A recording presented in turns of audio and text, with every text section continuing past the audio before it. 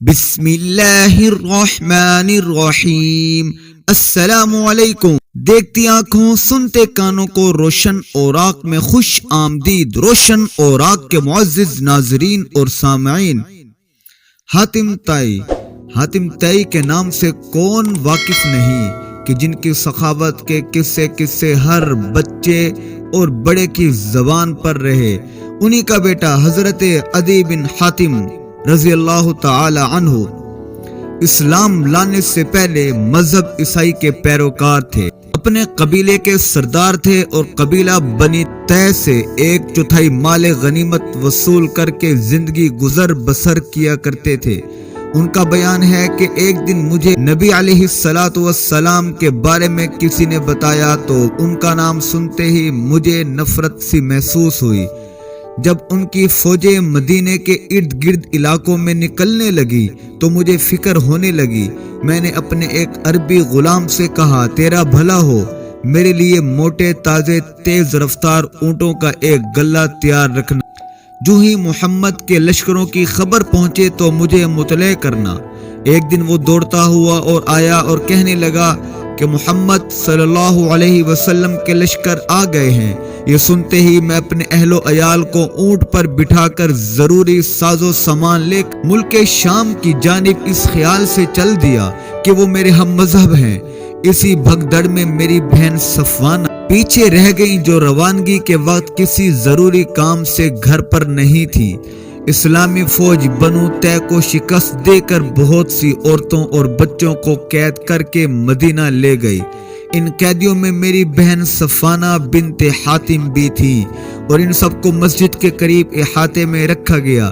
ایک دن رسول خدا وہاں سے گزرے تو وہ کھڑی ہو گئی اور کہا، اے رسول خدا، میرا باپ فوت ہو گیا اور میرا سرپرست بچھڑ گیا، آپ مجھ پر احسان فرمائیں، اللہ آپ پر احسان فرمائیں گے۔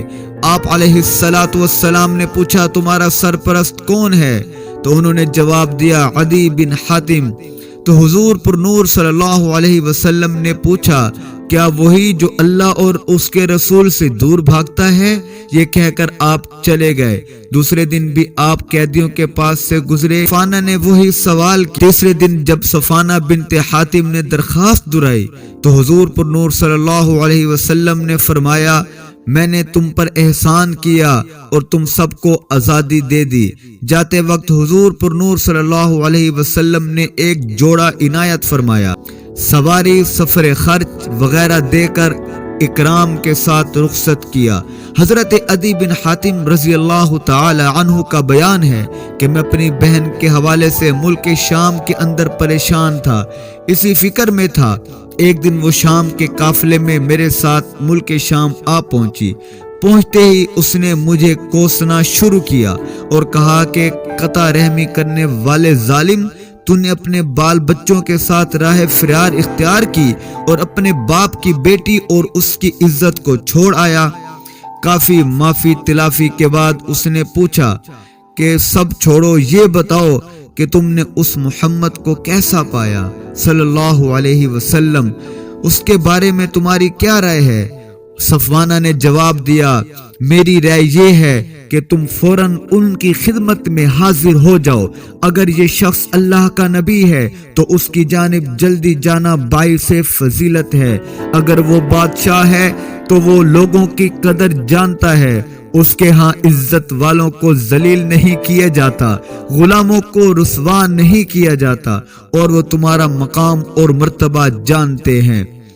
میں نے ان کی رائے پر مدینے کا رخ کیا۔ مدینہ پہنچا تو حضور پر نور صلی اللہ علیہ وآلہ وسلم مسجد نبوی میں تشریف فرما تھے۔ میں نے سلام عرض کیا۔ آپ نے پوچھا، کون؟ میں نے کہا، عدی بن حاتم۔ آپ نے میرا پرجوش استقبال کیا، مجھے اپنے گھر لے گئے۔ راستے میں ایک کمزور بوڑھی عورت نے انہیں روک لیا۔ حضور پر نور صلی اللہ علیہ وسلم ان کے پاس رکے، ان کی باتیں سنی اور ان کی مشکلات اور ضروریات کو حل کرنے کی یقین دہانی کرا کر جب آگے نکلے، میں نے اپنے دل میں کہا، خدا کی قسم یہ بادشاہ تو نہیں ہے۔ پھر جب میں آپ کے گھر پہنچا، آپ نے کھجور کے پتوں سے بھرا ہوا چمڑے کا گدا میری طرف بڑھایا اور فرمایا اے عدی بن حاتم اس پر بیٹھو۔ میں نے کہا نہیں آپ اس پر بیٹھے، مگر آپ نے حکم دیا تم ہی اس پر بیٹھو گے۔ میں اس گدے پر بیٹھ گیا۔ رسول خدا خود زمین پر تشریف فرما ہوئے۔ اب میرے دل میں نے کہا خدا کی قسم یہ تو بادشاہوں والا معاملہ بھی نہیں۔ آپ نے فرمایا اے عدی کیا تو رکوسی مذہب کے فرقے سے تعلق نہیں رکھتا؟ میں نے کہا جی ہاں میں رکوسی ہوں۔ آپ نے فرمایا تم اپنی قوم سے مال غنیمت کا چوتھا حصہ وصول نہیں کرتے؟ میں نے کہا جی کرتا ہوں۔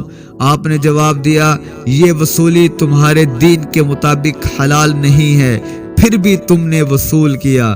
میں نے کہا جی آپ کا فرمان درست ہے۔ اب میں بخوبی جان گیا کہ آپ اللہ کے سچے اور آخری رسول ہیں۔ جو باتیں عربوں کے بڑے بڑے عالموں کو معلوم نہیں تھی آپ ان سب سے واقف ہیں۔ پھر آپ صلی اللہ علیہ وآلہ وسلم نے ایک سوال پوچھا۔ یہ سارا واقعہ سیرت ابن حشام کے اندر ہے۔ آپ نے فرمایا اور ابن کثیر میں بھی ہے، اے عدی شاید دین اسلام میں داخل ہونے سے آپ کو یہ امر مانے ہو کہ مسلمانوں کی مالی حالت کمزور ہے، لیکن خدا کی قسم مال و دولت کی ایسی فراوانی ہوگی کہ دینے والے سبھی ہوں گے، لینے والا کوئی نہ ہوگا۔ شاید تم یہ سوچ رہے ہو کہ ہم تعداد میں بہت کم ہیں۔ خدا کی قسم دین کا غلبہ اس طرح ہوگا اور تم دیکھو گے کہ ایک خاتون زیورات سے لدی تنہا اپنے اونٹ پر سفر کر کے قادسیہ سے حج بیت اللہ کے لیے مکہ آئے گی، لیکن اس کو کوئی خطرہ نہ ہوگا۔ اے عدی ممکن ہے تو نے سوچا ہوگا کہ اس دین میں بادشاہ اور سلاطین نہیں، باخدا تو سن لے کہ بابل کے سفید محلات ہمارے لوگوں کے ہاتھوں فتح ہو جائیں گے، کیسر و کسرا ہلاکت سے دو چار ہوں گے اور کوئی پھر اس کیسر کے تخت پر بیٹھنے کو گوارا نہ کرے گا۔ عدی بن حاتم کہتے ہیں کہ میں نے جب اسلام قبول کر لیا، نبی علیہ السلام کا دور جب جا چکا، میں نے دو باتیں دیکھ لی، بابل کے محلات فتح ہوئے، قادسیہ سے تنہا سفر کرنے والی عورت بھی دیکھی۔ خدا کی قسم تیسری بات بھی ضرور پوری ہوگی کہ صدقہ خیرات لینے والا کوئی نہ ہوگا۔